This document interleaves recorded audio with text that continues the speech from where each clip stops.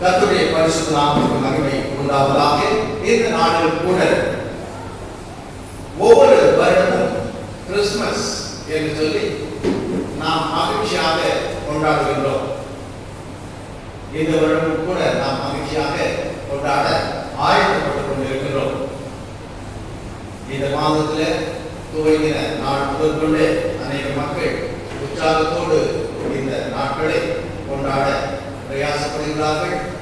எத்தனை கஷ்டங்கள் இந்த உலகத்தில் வந்தாலும் கூட, இந்த உலகத்தில் நாம் எந்த பாடுகள் பிரச்சனைகளை எதிர்கொண்டாலும் கூட இயேசு பிறந்தார் என்று சொல்லும்பொழுது அது நம்முடைய உள்ளத்தில் ஒரு மகிழ்ச்சியை கொண்டு வருகிறது, நம்முடைய உள்ளத்தில் ஒரு தைரியத்தை கொண்டு வருகிறது. உலகத்தை படைத்த தேவன் இந்த உலகத்தை அவர் விட்டு விடாதபடி தம்முடைய கருத்தில் அதை வைத்து ஆளுகை செய்கின்ற தேவன். இந்த உலகம் அழிந்து விடாமல் இருப்பதற்காகத்தான், இந்த உலகத்தின் மக்கள் நரகத்தில் சென்று சேரக்கூடாது என்பதற்காகத்தான் படைத்த தேவன் இந்த உலகத்தில் மனிதனாக அவர் உருவெடுத்தார். அந்த தேவன் நம்மை தேடி வந்தார் என்று சொல்லும் பொழுது அது மகிழ்ச்சியான ஒரு காரியம். எனவே அனுதினமும் ஆண்டவரே, நீர் என்னை தேடி வந்தீர், எனக்காக இந்த உலகத்தில் வந்தீர், உமக்கு நன்றி என்று நாம் கூறினாலும், இந்த கிறிஸ்துமஸ் என்று சொல்லுகின்ற இந்த நாட்களில் கிறிஸ்து பிறந்தார் என்ற மகிழ்ச்சியை நாம் எல்லா திருச்சபையின் பிள்ளைகளும் சேர்ந்து அந்த நாமத்தை உயர்த்த இந்த கிறிஸ்துமஸ் காலங்களை திருச்சபையிலே ஏற்படுத்தியிருக்கிறார்கள். கிறிஸ்து பிறந்தார், அது எந்த நாள் என்று தெரியவில்லை. எனவே ஏன் 25ஆம் தேதி கொண்டாட வேண்டும் என்று கேட்கிறவர்கள் உண்டு. ரஷ்யாவிலே கிறிஸ்துமஸ் என்று சொன்னால் டிசம்பர் மாதத்தில் அல்ல, ஜனவரி மாதத்தில் 6ஆம் தேதி என்று அவர்கள் கொண்டாடுகிறவர்கள் உண்டு. எனவே இயேசு பிறந்தார், ஆனால் எங்களுக்கு என்று தெரியவில்லையே, எதற்காக நாம் கிறிஸ்துமஸ் கொண்டாட வேண்டும் என்று கிறிஸ்துமஸ் கொண்டாடுவதே சரியில்லை என்று சொல்லுகிறவர்கள் உண்டு. ஆனால் இயேசு பிறந்தார், அதை எந்த நாளில் நாம் நினைத்தாலும் அது நமக்கு மகிழ்ச்சியை தருகிறது. எனவே அந்த தேவனுடைய நாமத்தை உயர்த்துவதற்காக என் தேவன் பிறந்தார் என்பதை மக்கள் அறிந்து கொள்ளத்தக்கதாக இது ஒரு அறிக்கை செய்கின்ற நாட்களாக இது இருக்கிறது. எதற்காக இந்த கொண்டாட்டங்கள், எதற்காக இந்த மகிழ்ச்சி என்று சொன்னால், உலகத்தின் ரட்சகர் பிறந்தார், இயேசு பிறந்தார் என்று சொல்வது மிகுந்த ஆசீர்வாதமான ஒரு காரியம் தான். ஆனால் இந்த கிறிஸ்துமஸ் நாட்களை நாம் கொண்டாடும் பொழுது எதை நாம் நினைத்து பார்க்கிறோம் என்று சொன்னால், இந்த தேவன் உலகத்தில் பிறந்தார், அதை நாம் நினைத்து பார்க்கின்றோம். அதை நாம் கண் முன்னாக கொண்டு வந்து நிறுத்துவதற்காக, அல்லது நாம் சொல்லாமலே மக்கள் தெரிந்து கொள்வதற்காக நாம் ஒரு காரியத்தை செய்வோம். கிறிஸ்துமஸ் என்று சொன்னால் அதில் முக்கியமாக இடம் பெறுகின்ற ஒரு உண்டு என்று சொன்னால் அது எது? குடில் என்று சொல்லுவார். அதாவது மாட்டு கொட்டகை அல்லது விலங்குகள் தங்கி இருக்கிற இடம், அதை நம்முடைய வீடுகளில் நாம் வைப்போம், சபைகளில் வைப்பார்கள். இயேசு பிறந்த பொழுது அவர் எங்கே பிறந்தார், எப்படி பிறந்தார் என்றெல்லாம் அதிலிருந்து நாம் நம்மை நினைவுபடுத்துவதற்காக அந்த காரியங்களை செய்வோம். அந்த குடில் அமைத்து அதை நாம் வணங்க வேண்டும் என்பதற்காக அல்ல. எனவே நம்முடைய பாரம்பரியமாக கிறிஸ்தவர்கள் எல்லோரும் ஒருவர் செய்வதை ஒருவர் பார்த்து நாமும் செய்யலாம் என்று குடில் வைப்பது வழக்கமாயிருக்கிறது. யார் வீட்டிலதான் நீங்க அந்த மாதிரி குடில் வைத்திருக்கிறீங்க? கைத்து பார்க்கலாம். மற்றவர்கள்லாம் நாங்கள் தான் குடிலாம் வைக்கிறதே இல்லையா, அந்த பழக்கமே எங்களுக்கெல்லாம் கிடையாது, எதுக்கு நாங்கள் குடில் வைக்கிறோம் என்று சொல்லலாம். ஆனால் அந்த குடில் அமைப்பதில் பிள்ளைகளுக்கு ஒரு மகிழ்ச்சி. இது என்னது, இது என்னது என்று கேட்கும்போது பெற்றோர் அதை விளக்கப்படுத்துவார்கள், சொல்வார்கள். அதை ரெடிமேடாக வாங்கி வைக்கிறவர்கள் உண்டு. சிலர் வைக்கோல் வைத்து அதை சிறப்பாக அவர்களே குடில் போன்று அமைப்பார்கள். சிலர் இப்பொழுது பேப்பர் வந்துவிட்டது, எனவே அதை வைத்து மூடி அதற்குள்ளாக அங்கே ஆட்களை வைப்பார்கள், விலங்குகளை வைப்பார்கள். எத்தனை பொருள் அந்த குடில இருக்கும் தெரியுமா? இந்த குடில் அமைப்பதிலே சந்தோஷமாக வெளிநாட்டவர்கள் பாறையில் உள்ளவர்கள் கூட செயல்படுவார்கள். அப்படி செயல்படும் பொழுது குடில் ஒரு செட் வாங்க வேண்டும் என்று அவர்கள் செல்லுகிறார்கள். அப்படி செல்லும் பொழுது அங்கே சீப் செட் என்று சொல்லி போடப்பட்டது. குடில் வாங்குகிறவர்களுக்கு இது ரொம்ப விலை கம்மியாக இருந்தது. காரணம் என்னன்னு சொன்னால், ஏதாவது ஒரு உருவம் அதுல மிஸ் ஆயிடும், ஒருவேளை உடஞ்சு போயிருக்கும். அதனால அதை தூக்கிட்டு அதை மாத்திரம் வச்சிருப்பாங்க. சரி, ஒண்ணுதானே கம்மியா இருக்கும் அப்படின்னு சொல்லிட்டு அது பாதி விலை சொல்றாங்க, அது ரொம்ப விலை கம்மியா கொடுத்தாங்க, சில பேர் அதை வாங்கிட்டு போயிருப்பாங்க. அப்படி வாங்கி செல்லும் பொழுது ஒரு குடும்பத்தினர் அப்படி வாங்கி சென்றார்கள். ஏதாவது ஒண்ணு மிஸ் ஆயிருக்கும், பரவாயில்ல அப்படின்னு சொல்லிட்டு அவரோட மேய்ப்பர்கள் ஒருத்தர் இல்லாம இருப்பாரு, அதனால நான் ஒரு மேய்ப்பர் இருந்தா போதும். அல்லது சாஸ்திரிகள் வந்து 3 சாஸ்திரிகள் இருக்குமே, அதுல ஒன்று இல்லைன்னா எப்படி என்று சொல்லி, அல்லது அங்கே தேவ தூதர்கள் வரத்தை போல இருக்கும், அது இல்லைன்னா பரவாயில்லை என்று சொல்லி அவர்கள் அந்த பேக்கெட்டை எடுத்து செல்லும் பொழுது ஒரு வீட்டுல குடில் வைக்கும் பொழுது முக்கியமாய் அதில் இருக்க வேண்டிய ஒன்று இல்லை. என்ன அது? இயேசுவாவுடைய குழந்தையாக அவர் இருப்பது இல்லை.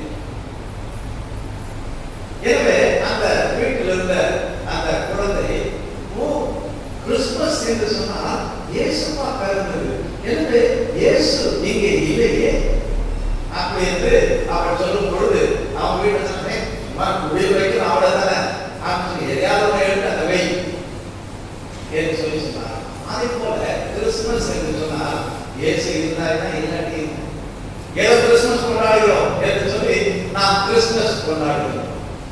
ஆனால் உண்மையாகவே இந்த கிறிஸ்துமஸ் நாளில் நடந்தது என்ன என்று நாம் பார்க்கும்போது இந்த லூக்கா 2ஆம் அதிகாரத்தில் நாம் பார்க்க வேண்டும். எனவே யார் சொன்னது இயேசு எங்கே பிறந்திருக்கிறார் என்று நமக்கு எப்படி தெரியும் என்று நாம் கேட்கலாம். எனவே வேதத்தில் தான் தேவன் அதை வெளிப்படுத்தி தந்திருக்கிறார். எனவே யாராவது நம்ம கேட்டாங்கன்னா யார் இயேசு எங்கே பிறந்தார் அப்படின்னு சொன்னா நம்ம என்ன சொல்லுவோம்? எங்க பிறந்தார் கேட்டா நம்ம என்ன சொல்லுவோம்? ஆனால் அங்க எப்படி நம்ம அதை தெரிஞ்சுக்க முடியும் அப்படின்னு சொன்னா இந்த லூக்கால தான் இருக்கிறது என்று நாம் பார்க்கிறோம். ஆனால் இங்கே லூக்கா எழுதும் பொழுது அங்கே இயேசு மாட்டு தொழுவத்தில் பிறந்தார் என்று எழுதவில்லை. அந்த வசனத்தை வாசிக்கும்படியாக நான் கேட்டுக்கொள்கின்றேன்.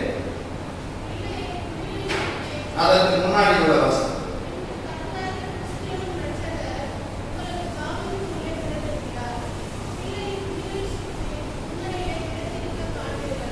முன்னணியிலே கிடத்தி இருக்க காண்பீர்கள் வைத்து, ஆனா அன்றைக்குதான் பிறந்தார் என்று சொல்லி எங்க இருக்குது? இப்ப 2வது அதிகாரத்துல 6வது வசனம், பிரசவ காலம் இருக்கிறது. அவர் தன் முதல் பேரான குமாரனை பெற்று, அங்கே முதல் பேரான குமாரனை பெற்று எங்க அப்படின்னு குழந்தையை பெற்றார்கள். பெற்று சத்திரத்திலே அவர்களுக்கு சத்திரத்தில் இடவில்லை என்பதனால சுற்றி முன்னணியில் கிடக்கிறார்கள். ஒரு முறை இந்த நாடகமாக கிறிஸ்துமஸ்ல நம்ம போடுவோம். அப்ப மேரி யாரு, யோசப் யாருன்னு சொல்லி யோசப் யார் அப்படிலாம் செலக்ட் பண்ணி அதை நடித்துனாங்க. ஆனால் இந்த சம்பவங்களை எல்லாம் நடித்து காட்டும் பொழுது நம்ம சில நேரங்களில் சிலருக்கு முக்கியத்துவம் கொடுக்கிறது இல்லை. இப்ப நம்ம இங்க என்ன பார்க்கிறோம் சொன்னா, சத்திரத்துல இடம் இல்லாமல் இருந்தபடினால்தான் அங்க முன்னணியில கிடந்தார்கள். முன்னணி அப்படின்னு சொன்னா என்னன்னா, அந்த மாடு அந்த கடலை மாற்றதுக்கெல்லாம் தீனி போடுகின்ற அந்த இடம், அல்லது அது ஒரு பெட்டி போல, அதுக்கு அந்த தீவனம் போடுறதுக்காக ஒரு பெட்டி போல ஒன்று இருக்கும். அதுல அந்த உணவை அங்கே கொண்டு வந்து அவர்கள் போடுவார்கள். அந்த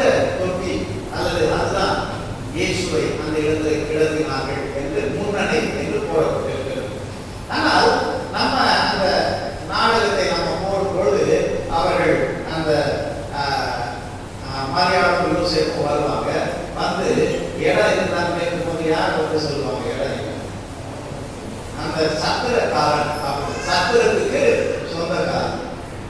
இடம் இல்லை போயிடுவான்னு சொல்லுவோம். ஆனால் வேதத்தில் அதெல்லாம் போடலை.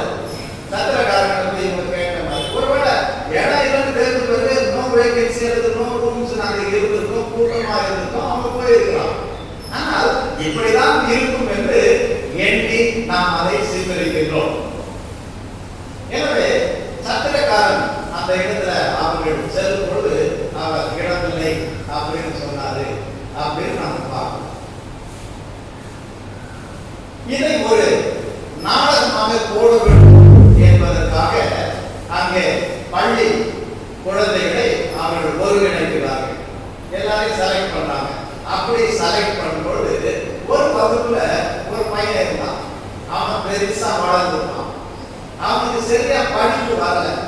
அதனால இந்த 2ஆம் கிளாஸ் பிள்ளைங்க சின்ன சின்ன பிள்ளைங்களை வச்சு அப்படி போடலாம் போது இவர் 2 வருஷம் 2ஆம் கிளாஸ்ல இருந்து அவர் பெரிய பையனா இருக்கிறார். எனவே அவரை எதுவும் செலக்ட் பண்றது இல்லை. இவன் பெரிய பையன் சொல்லி விளையாட்டு வந்தாலும் நீ வேண்டாம் அப்படின்னு சொல்லி அவன் ஒதுக்குவான். அவனுக்கு சரியா படிக்க முடியாது, சரியான விதத்துல ஞாபகம் இருக்காது. ஆனா அந்த நாடகம் போடுவதற்கு தயாரித்த அந்த மனிதன் என்ன பண்ணாரு, சரி அவனை மாத்திரம் எப்படி நம்ம கொடுக்கிறது அப்படின்னு சொல்லி சரி அவனை சேர்க்கலாம், அவனுக்கு ஏதாவது ஒரு ரோல் கொடுக்கலாம் அப்படின்னு சொல்லி எந்த ரோல் கொடுக்கலான்னு பார்த்து அவர் சொன்னாரு சத்திரக்காரனா இவன் போடுங்க அப்படின்னு சொல்லி சொன்ன உடனே அங்க சொன்னாங்க, நீ ஒன்னும் அங்க பெருசா பேச வேண்டாம், உன்னிடத்துல வரும்போது இடம் இல்லை அப்படின்னு ஒரு வார்த்தை சொன்னா போதும் அப்படின்னு சொல்லி அவரை நிற்க வைக்கிறார். அப்போ அந்த அதை அவன் நினைவில் வைத்துக் கொண்டு இருக்கும் பொழுது அந்த மாரியாளும் யோசிப்பான் வரான். வந்த உடனே அவர் சொல்றாரு, கரெக்டா அவர் சொன்ன மாதிரி இடமில்லை அப்படின்னு அவர் சொல்றாரு. அப்ப அவரு கொஞ்சம் வருந்தி கேட்கிறார், என் மனைவிக்கு பிரசவம் ஏற்படுவது வேற இடமே இல்லை, செய்த இடம் கொடுங்க அப்படின்னு சொன்னா அவன் பேசாம நினைக்கிறான். பின்னாடி அவங்க இருக்கிறவங்க இடமில்லை அப்படின்னு சொல்லிட்டு சொல்லிடுவாங்க, இடமில்லை அப்படின்னு அவர் சொல்றாரு. அப்போ அவர் சொல்றாரு, என்ன இந்த மாதிரி சொல்றீங்க, நாங்க எங்க போறது அப்படின்னு சொல்லி சொன்ன உடனே திரும்பி அவங்க சொன்னாங்க இடமில்லைன்னு சொல்லிட்டோம்னா இடமில்லை அப்படின்னு அவன் சொல்றான். ஆனா அவங்க திரும்பி அந்த இடத்தை விட்டு போகும்போது அதையே பார்த்துட்டு இருக்காங்க. பார்த்துட்டு இருந்து வாங்க வாங்க சத்திரத்துல இடம் இல்லைனாலும் ஏன் ஊர்ல உங்களுக்கு இடம் தரணும்னு கூப்பிடும். ஆனா எல்லோரும் பார்த்து கொண்டிருந்ததெல்லாம் ஆமா உண்மைதான், இடம் இல்லைன்னு சொன்னாலும் இடம் கொடுக்கறதுக்கு அந்த மகனுடைய அந்த உள்ளத்துல ஒரு இடம் இருக்கு பார்த்தீங்களா. எனவே இன்றைக்கும் அப்படித்தான் இடமில்லை இடமில்லை என்று எல்லோரும் அவரை வேண்டாம் என்று சொன்னாலும் ஒரு சில பிள்ளைகள் வாரம் ஆண்டவரை ஏற்றுக்கொள்கின்ற பிள்ளைகள் இருக்கிறார்கள். எனவே இந்த கிறிஸ்துமஸ் காலங்களில் இயேசுவுக்கு நம்மிடத்துல இடம் உண்டா? நம்முடைய கொண்டாட்டத்தின் மத்தியில இயேசுவுக்கு நாம் இடம் அளித்திருக்கிறோமா? நாம் ஆண்டவருக்கு இடமில்லாதபடி நம்முடைய வாழ்க்கையில நாம் எந்தெந்த காரியங்கள் இடையூறாக பிரச்சனையாக இருக்கிறது என்பதை எண்ணி பார்க்கும்போது சிலருடைய வாழ்க்கையில ரொம்ப பிஸியா அவங்க இருப்பதனால ஆண்டவருக்கு இடம் இல்லை என்று சொல்லுகிறார். சத்திரக்காரன் அவர் பிசினஸ் மேன், ஒரு ரூம் காலியா இருந்தா வேஸ்டா வாடகை இல்லாம போயிடுது அப்படின்னாரு. என்னுடைய நிரம்பி வழிந்து அவருக்கு சந்தோஷம். இன்னொரு ஊழியக்காரர் அங்கே சொல்லி இருந்தார், இந்த இடத்துல இடமில்லை என்று நீங்க சொல்லிட்டீங்க, சரி அதே இந்த நாட்டினுடைய ராஜா வருவார் என்று சொன்னார். நான் இந்த பக்கம் வந்தேன், நான் இப்பொழுது என்னுடைய அரண்மனைக்கு நான் போக முடியவில்லை, சரி இன்றைக்கு நான் இந்த உங்களுடைய ஹோட்டல்ல அல்லது இந்த சத்திரத்துல நான் தங்கறதுக்கு இடம் வேண்டும் அப்படின்னு சொன்னா இடமில்லை அப்படின்னு அனுப்பிவிட்டார். யாருக்கு இடம் இல்லைன்னு சொன்னா யாரையாவது ஒருத்தர் காலி செஞ்சு அல்லது என்னுடைய அறை இருக்கிறாங்க வாங்க அப்படின்னு சொல்லி அவரை தங்க வைக்கும். ஆனால் இன்றைக்கு மனிதர்களுக்கு கொடுக்கின்ற ஒரு முக்கியத்துவத்தை கூட ஆண்டவராகிய இயேசு கிறிஸ்துவுக்கு கொடுக்காம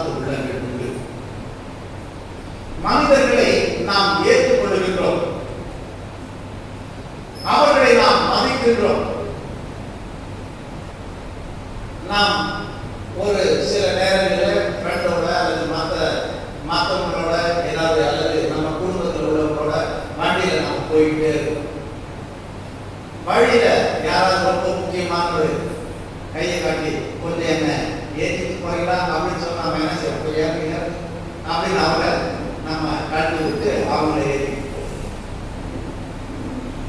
ஆனால் நமக்காக ஜீவனை தந்த நம் ஆண்டவர், நமக்காக சிலுவையை ஏற்றுக்கொண்ட தேவன், நமக்காக நம் ரத்தத்தை செய்திருக்கிறார். அவர் இந்த உலகத்தில் பிறக்கும் பொழுது அவர் நினைத்திருந்தால் வசதியான குடும்பத்தில் பிறந்திருக்கலாம். ஆனால் அவர் ஒரு ஏழ்மையான குடும்பத்தில் அவர் பிறந்தார். வசதியான பணக்கார ஒரு பெண்ணை தேர்ந்தெடுத்திருப்பார் என்று சொன்னால் அவர் இப்படி இடம் தேடி அலைய வேண்டிய அவசியம் இல்லை. ஒரு ஏழ்மையான ஒரு பெண்ணை அவர் தெரிந்து கொண்டார். அவர்கள் எப்படி ஏழ்மையாக இருந்தார்கள் என்று சொன்னால், இயேசுவை ஆலயத்திற்கு கொண்டு வரும் பொழுது அவர்கள் பலி செலுத்துவதற்காக என்ன கொண்டு வந்தார்கள்? புறாவை கொண்டு வந்தார்கள். ஒரு ஆட்டை கொண்டு வரக்கூடிய அந்த தகுதி அவர்களுக்கு இல்லாமல் இருந்திருக்கிறார். எனவே ஏழ்மை நிலைமையில் இருந்தார்கள். சத்திரத்தில் இடத்துல என்று சொன்னால் வேறு ஏதாவது இடத்துல அவர்கள் தங்கியிருக்கலாம், அல்லது மிகுந்த ஒரு பிரபலமான ஆட்கள் அல்ல, நண்பர்களிடத்தில் வீடுகளில் சேர்ந்து கேட்டிருக்கலாம். குடிமதிப்பு எழுதப்பட வேண்டும் என்பதற்காக, சென்சஸ் எடுப்பதற்காக எல்லா ஜனங்களும் வருகிறது. அவங்க ஊரிலிருந்து நிறைய பேர் வந்திருக்கலாம், அவங்க உதவி செய்திருக்கலாம். இல்லை, அவ்வளவு பெரிய ஆட்கள் இல்லை. அவர்கள் ஏழ்மை நிலையில் இருக்கிறார்கள். எனவே குழந்தையாக ஆண்டவர் பிறப்பதற்கு இடமில்லை. எங்கே பிறந்தார், எங்கே அந்த பிரசவம் ஏற்பட்டது தெரியாது. ஆனால் குழந்தையை கொண்டு வந்து கிடத்துவதற்கு இடமில்லையே சத்திரத்திலே என்று சொல்லி எங்கோ பக்கத்திலோ அல்லது அதுக்குள்ளோ இருந்த இடத்துல அந்த விலங்குகள் உணவை சாப்பிடுகின்ற இடத்துல முன்னணியில கிடத்தினார்கள். அந்த பிரயாணமாக அவர்கள் வரும்பொழுது எவ்வளவு கஷ்டங்கள் ஏற்படுகிறது. நம்முடைய வாழ்க்கையில ஒரு பெண் கருவுற்றிருப்பார்கள் என்று சொன்னால் என்ன நம்ம கேர் பண்ண வேண்டியது? 3 மாசம் வெளியில தான் போவாங்க, ஸ்கூட்டர்ல பைக்ல போவாங்க, ரொம்ப ஜர்க்கெல்லாம் ஆகாது.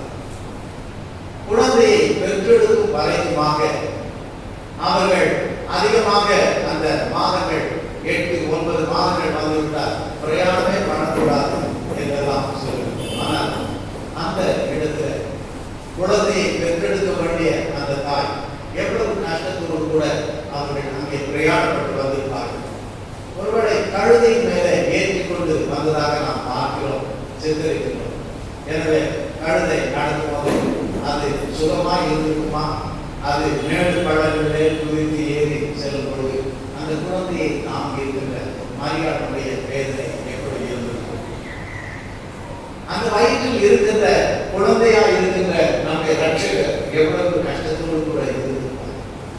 பெற்று எடுத்த உடனே ஒரு துணியில சுற்றி நாத்தம் எடுக்கின்ற விலங்குகள் இருக்கின்ற நாத்தம் இருந்த இடத்துல அந்த குழந்தையை கிடத்துள்ளார். அது அன்புக்கும் திரும்பும் பொழுது எவ்வளவு கஷ்டப்படும். சரி, குழந்தையை கையில எடுத்துக்கொள்ளலாம் என்று சொன்னார். யார் அந்த குழந்தையை எடுத்திருப்பார்? யோசேப்பு குழந்தையை எடுத்திருப்பார் என்று சொன்னார். அந்த குழந்தைக்கு எப்படி இருக்கும்? ஏனென்று சொன்னால் யோசேப்புடைய கைகள் எப்படி இருந்திருக்கும் என்று எண்ணிவாங்க. யாராவது இந்த கார்பெண்டர் கையெல்லாம் பார்த்துருக்கீங்களா? எனக்கு தெரியாது. ஆனா நிறைய கார்பெண்டருடைய கைகளை பார்த்துருக்கீங்கன்னு சொன்னா அவங்களுக்கு காப்பு காய்ச்சல். ஏன் சொன்னா அந்த குடியை அடித்து அடித்து அடித்து கையில காப்பு காய்ச்சல். அந்த சிதைத்து வேலை செய்வது, இழுப்பது எல்லாம் செய்யும்போது கரடுமுரடான கை. அந்த குழந்தையை அவர் ஏந்தி இருப்பார்கள். அந்த குழந்தைக்கு எவ்வளவு கஷ்டமாக. எனவே எப்படிப்பட்ட கஷ்டங்களையும் தாங்கிக் கொள்ளுகின்ற தேவன் உங்களுக்காகவும் எனக்காகவும் பிறப்பதற்கு இடமில்லை என்று சொன்னார். அவர் இந்த உலகத்தில் பிறந்தார். ஏழ்மையான ஒரு பிள்ளைகளின் மத்தியில் அவர் பிறந்தார். அவர் பிறந்த பொழுது இடமில்லை என்று சொன்னாலும் கூட அந்த குழந்தையை பார்ப்பதற்காக இளையர்கள், ஆயர்கள் வந்தார். புறக்கணிக்கப்பட்ட மக்கள் தான். ஒரு தவறு செய்த திருமணத்தை கூட நம்புவார்கள், இந்த மேய்ப்பர்களை நம்ப மாட்டார்கள். ஏதாவது ஒரு பிரச்சனை என்று சொன்னால் அவர்கள் சாட்சி சொன்னாலும் நம்ப மாட்டார்கள். அவர்களும் இந்த ஆளுகளோடு கூட இருந்தபடியினால அவர்கள் மீதும் அந்த நாட்டம் இருக்கும். அவர்கள் தீண்டப்படாதவர்கள், அவர்களை யாரும் சேர்த்துக் கொள்ள மாட்டார்கள். ஆனால் அப்படிப்பட்ட ஜனங்களுக்கு தான் தேவன் முதலாவது நற்செய்தியை அனுப்பினார். அவர்கள் தான் ஆண்டவரை வந்து சந்தித்து துதித்து சொன்னார். எனவே நம்முடைய வாழ்க்கையில ஆண்டவராகிய இயேசு கிறிஸ்துவுக்கு இடம் உண்டா என்பதை நாம் வேண்டி பார்க்கிறோம். எனக்கு பிசினஸ்க்கு தான் நேரம், சத்தருக்காரன் சொன்னதை போல கிரௌட் அதிகமாக இருக்கு, இயேசுக்கு இடமில்லை என்று சொல்லி அறிவித்தார். எனவே என்னுடைய பிசினஸ் நன்றாக நடக்கிறது, நேரமே இல்லை. நாம் எப்படி இயேசுக்கு நேரத்தை கொடுக்க முடியும்? வேலை இல்லை என்று சொன்னால் ஆலயத்துக்கு வரலாம், ஆண்டவரை ஆராதிக்கலாம், ஞாயிற்றுக்கிழமையும் வேலை இருக்கிறது. எனவே இயேசுக்கு வாழ்க்கையில இடம் தர முடியாது, நேரத்தை கொடுக்க முடியாது. எத்தனை பேர் நாம் அப்படி இயேசுக்கு இடங்களை படிக்கின்றவர்கள், தேவன் தான் நமக்கு படிப்பை தருகிறார். +2 வந்துட்டார், என்னமா சர்ச்சை வரல, பிரேயர் மீட்டிங் வரல, +2 அவர்கள் +2 நான் படிக்கிறேன். எனவே நிறைய ஹோம்வொர்க், நான் நிறைய மார்க் எடுக்கணும். அதனால எப்படி பிரேயர் மீட்டிங் வருது? திங்கட்கிழமை எக்ஸாம் அப்படின்னு சொன்னா, ஞாயிற்றுக்கிழமை ஆராதனைக்கு வாங்கன்னு சொன்னா, அப்ப நாம என்ன சொல்லுவோம்? நாளைக்கு எக்ஸாம், யூத்ல அவங்க இருக்க மாட்டாங்க. எனவே நாளைக்கு எக்ஸாம் என்றபடினால இயேசுக்கு இன்னைக்கு இடமில்லை.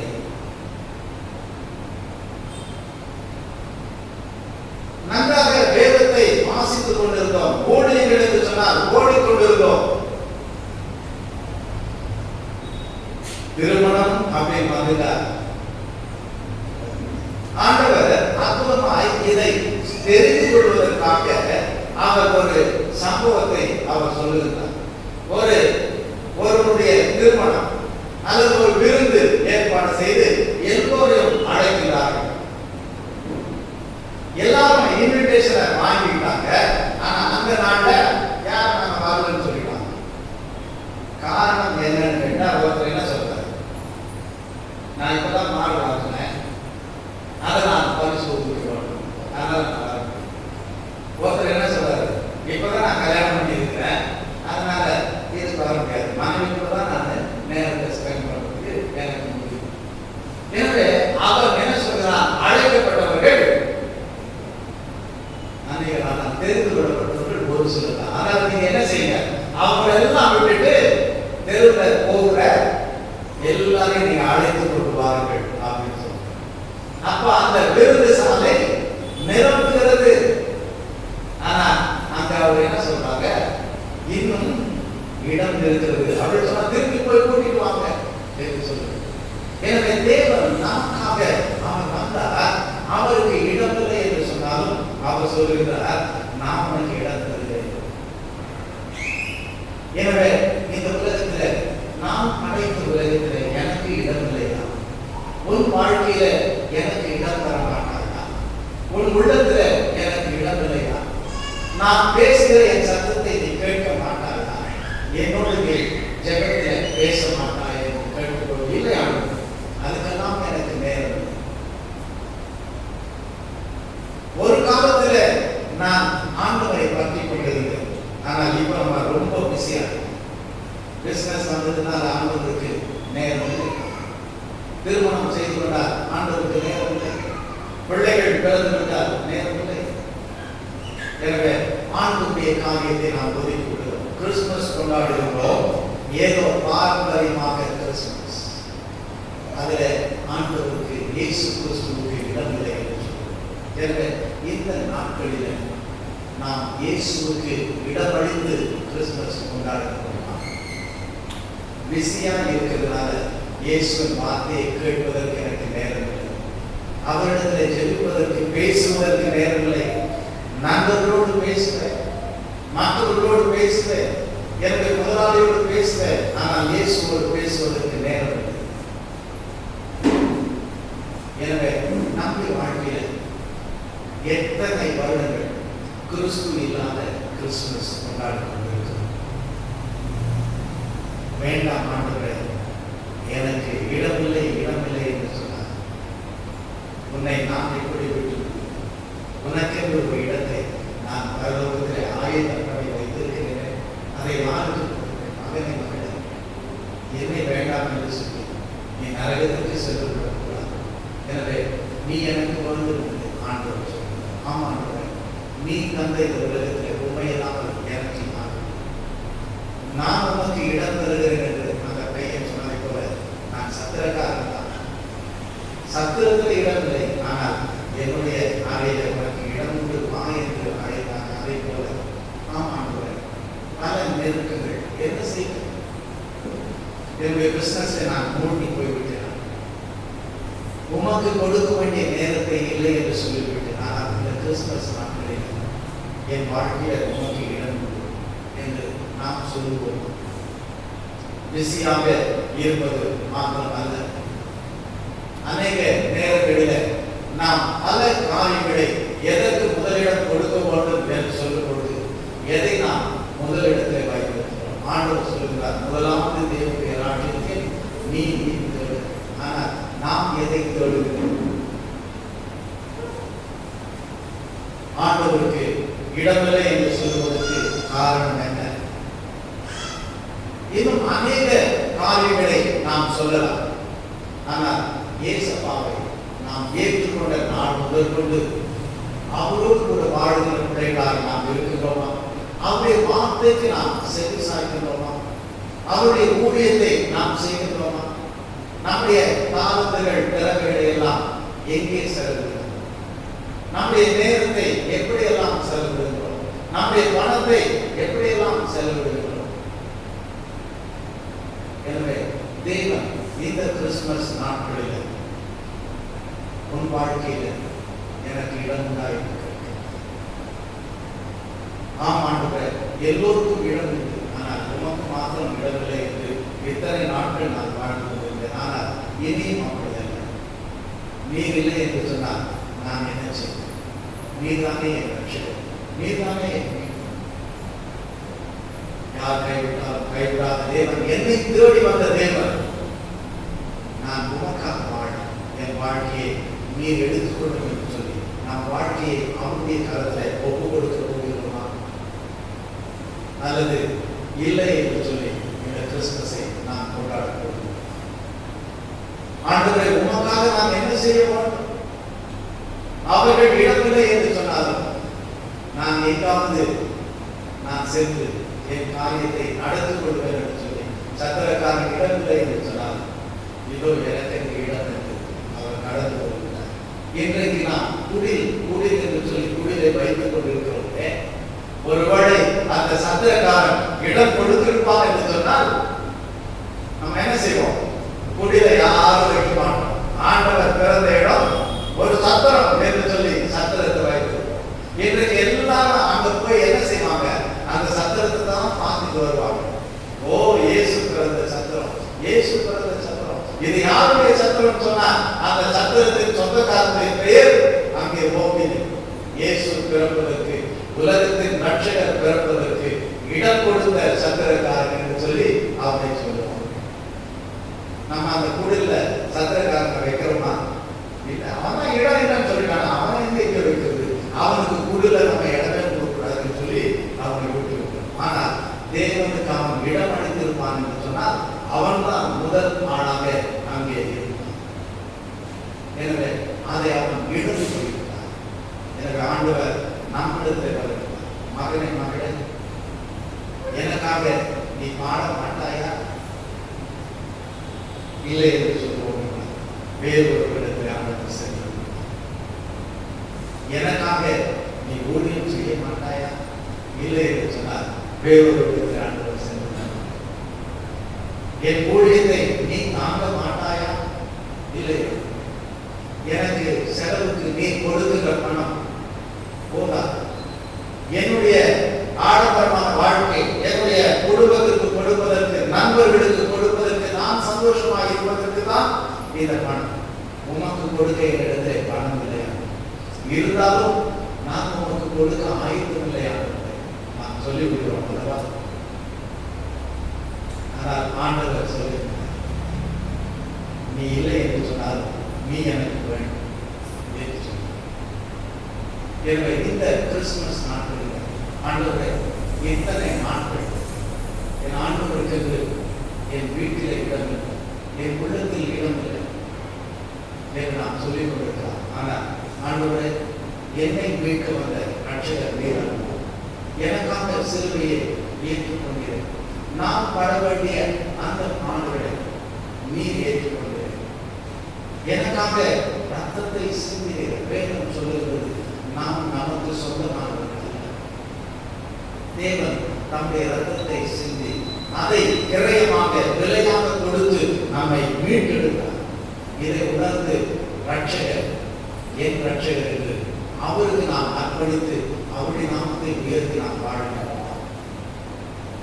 உலகத்தில் எது முக்கியம் என்று சொல்லும் பொழுது அந்த குடிலை வைத்து அலங்கரித்து கொண்டாடும் பொழுது இயேசு இல்லாத ஒரு குடிலாக இருந்தால் பரவாயில்லை என்று சொன்ன அந்த நாயை போல நாம் இருக்கின்றோமா? மகனே மகளே, உன் வாழ்க்கையில எது இல்லை என்று சொன்னாலும் இயேசு மாத்திரம் இல்லாமல் இருக்கக்கூடாது. என் பிள்ளையுடைய வாழ்க்கையில என் பிள்ளை இயேசுவின் பிள்ளையாக இருக்க வேண்டும். என்னுடைய மகள் இயேசுவின் பிள்ளையாக இருக்க வேண்டும். என் மகள் வேதத்தை வாசிக்க வேண்டும். என் மகள் ஆண்டவருக்காக வாழ வேண்டும். எத்தனை பெற்றோர் நாம் அப்படி வழி நடத்துவோம். பிள்ளைகளுடைய உள்ளத்திலே மதியம் இருக்கும். இயேசு வேண்டாம், சண்டே ஸ்கூல் வேண்டாம் என்று அவர்கள் சொல்வார்கள். நாம் பரவாயில்ல, இயேசு இல்லாட்டி என்ன, சர்ச்சை இல்லாட்டி என்ன, எது செய்யலாம் பரவாயில்ல, நீ படித்து பெரிய டாக்டர் ஆகிடும், பெரிய இன்ஜினியர் ஆகிடும், அது போதும் என்று சொல்லிக் கொண்டிருக்கிறோம். எது இல்லை என்று சொன்னால் நம்மை படைத்த தேவன், நம்மை மீட்ட தேவன், நம்மை ரட்சித்த தேவன் ஒருபொழுதும் கைவிடாதது. அவர் இம்மானுவேல் உங்களோடு கூட இருக்க, என்னோடு கூட இருக்க உலகத்தில் அந்த தேவன் நம்மை ஏற்றுக்கொண்டாரே, அவரை ஏற்றுக்கொள்ளாமல் எத்தனை நாட்கள் நாம் வாழ்வோம்? ஆண்டவரே, ஒவ்வொரு நாளும் நீதான் எனக்கு. எனவே உம்முடைய வேதத்தின் வெளிச்சத்தில் என்னை நடத்தும் என்று நாம் ஒப்புக் கொடுப்போமா? ஆண்டவருக்காக நாம் என்ன செய்து கொண்டிருக்கிறோம்? கிறிஸ்துமஸ் கொண்டாட போகிறோம். இந்த வருடம் கிறிஸ்துமஸும் கூட கிறிஸ்து இல்லாத ஒரு கிறிஸ்துமஸாக நாம் கொண்டாட போகிறோமா? அல்லது ஆண்டவர் நம்மிடத்தில் கேட்கின்ற நம்முடைய உள்ளத்தை அவருக்கு அர்ப்பணித்து உண்மையாய் அவருடைய பிள்ளையால் வாழ்வதில் மகிழ்ச்சியை காணப்போகிறோம். ஆண்டவருக்காக என்னை நான் அர்ப்பணிக்கிறேன், என்னை நான் ஆண்டவருக்கு ஒப்புக் கொடுக்கிறேன் என்று அர்ப்பணிப்போடு கூட நாம் வாழ போகிறோம். அல்லது எத்தனையோ கிறிஸ்துமஸ் நான் கொண்டாடிவிட்டேன். எனவே கிறிஸ்துமஸ் என்று சொன்னால் சந்தோஷம், எங்கும் மகிழ்ச்சி. ஆனால் இந்த நாட்களில் கிறிஸ்துவுக்கு இடம் கொடுக்க கூடாது என்று சொல்லி அநேக மக்கள் எழுப்பிவிட்டார்கள். சில நாடுகளில் பார்க்கும் பொழுது மேரி கிறிஸ்துமஸ் என்று சொல்லக்கூடாது.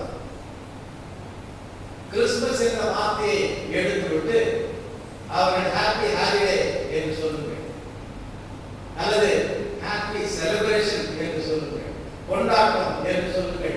ஏதோ ஒன்றை கொண்டாடுங்கள். ஆனால் கிறிஸ்து என்று ஒருவர் பிறந்தால் அவர்தான் உலகத்தின் ரட்சகர், அதுதான் கிறிஸ்துமஸ் என்று சொல்ல வேண்டாம் என்று சொல்லுகிறார். எனவே பள்ளிகளிலே கிறிஸ்துமஸ் என்று சொன்னால் அந்த பாடங்களை எடுத்துக் கொடுங்கள் என்று சொல்லுகிறார். அரசியல் தலைவர்கள் கிறிஸ்துமஸ் என்று சொன்னால் ஒரு நாளுக்கு தான் நீங்கள் வாழ்த்துதல் சொல்ல முடியும். எனவே அந்த கிறிஸ்து பிறந்தார் என்பதை எடுத்துவிட்டு ஏதாவது ஒரு விதத்தில் கொண்டாட்டங்களை நீங்கள் கொண்டாடுங்கள் என்று சொல்கிறார்.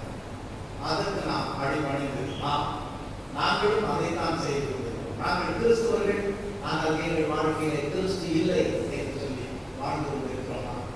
அல்லது கிறிஸ்து தான் எங்களுக்கு ஜீவன் என்று சொல்லி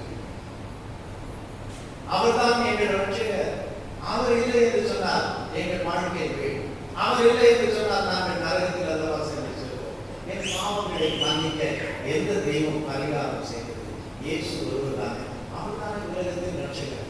எனவே அவருடைய பிள்ளை ரட்சகர் பிறந்தார் என்ற அந்த மகிழ்ச்சியோடு கூட நாங்கள் கிறிஸ்துமஸ் கொண்டாடுகிறோம்.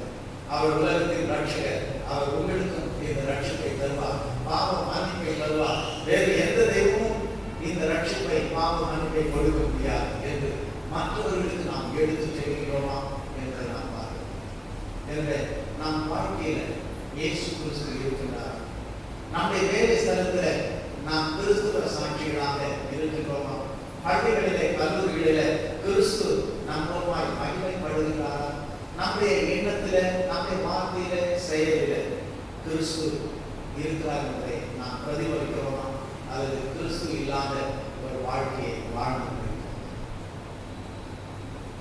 நான் இயேசுவை ஏற்றுக்கொண்டேன், நான் ரட்சிக்கப்பட்டேன், நான் மீட்கப்பட்டேன், நான் ஆண்டவருடைய பிள்ளை என்று எத்தனை பேர் சாட்சி சொன்னார்? என் வாழ்க்கை மாறினது. ஒரு போதகர் அருமையாக விளக்கப்படுகிறார். நான் ரட்சிக்கப்பட்டேன், என்னுடைய ஐக்கியம் இயேசு கிறிஸ்துவோடு இருக்கிறது, நான் இயேசுவோடு வாழ்கிறேன் என்று சொல்லுகிறவர்கள், அப்போ உங்களுடைய ஐக்கியம் பாவத்தோடு எப்படி இருக்கிறது என்று கேள்வியை கேட்டுப்பார்கள் என்று சொன்னார்.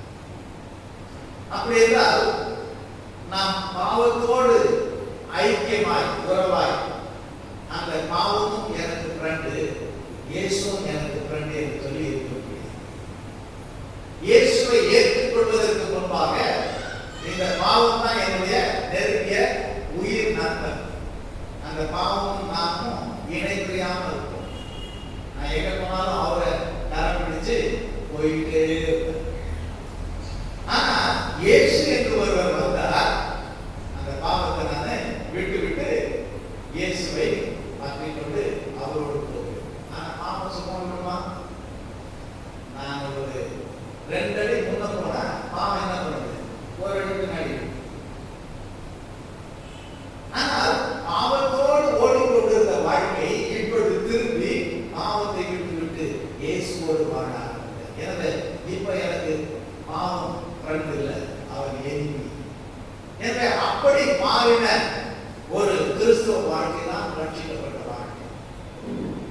எனவே மாற்றப்படாத ஒரு வாழ்க்கை. முன்பு நான் செய்து கொண்டிருந்த பாவங்களும் என்னோடு கூட இருக்கிறது. நான் கிறிஸ்தவன் என்று சொன்னால் இல்லை, நான் புதிய மனுஷன், நான் மாறிவிட்டேன் என்று சொல்ல முடியாது.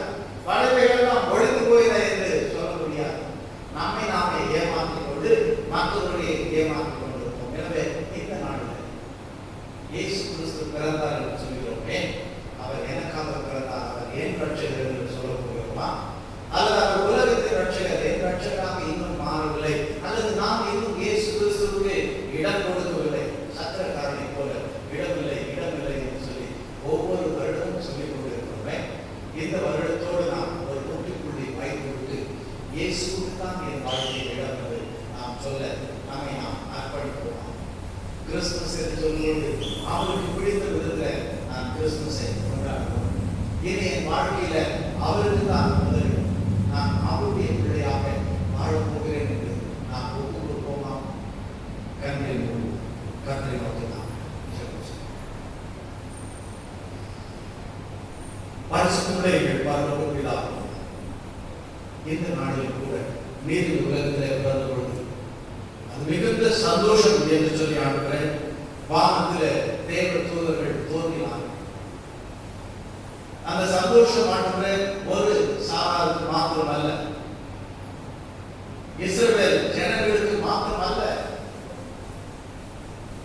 இதோ உலகத்திற்கு மிகுந்த சந்தோஷத்தை உண்டாக்கக்கூடிய நற்செய்தியை நான் அறிவிக்கிறேன் என்று சொன்னதை போல, ஆம் ஆண்டவரே, உலகத்தின் ரட்சகர் தேவரே, எங்களை மீட்க வந்த ரட்சகர் அப்பா, இந்த நாளில் கூட நாங்கள் ஆண்டவரே உம்முடைய பிள்ளைகளாக, உம்மை எங்கள் உள்ளத்தில் ஏற்றுக்கொண்ட பிள்ளைகளாக, எங்கள் பாவங்களை அறிக்கை செய்து அதை விட்டுவிட்டு ஆண்டவரே உம்முடைய பிள்ளைகளாக விசுவாசத்தோடு ஆண்டவரே உம்மை பற்றிக்கொண்ட பிள்ளைகளாக, உம்முடைய பிள்ளைகளாக வாழ்வதற்கு எங்களை நாங்கள் அர்ப்பணிக்கிறோம் என்று சொல்கிற ஒவ்வொரு பிள்ளைகளின் கிருபையாக நோக்கிப்பார்.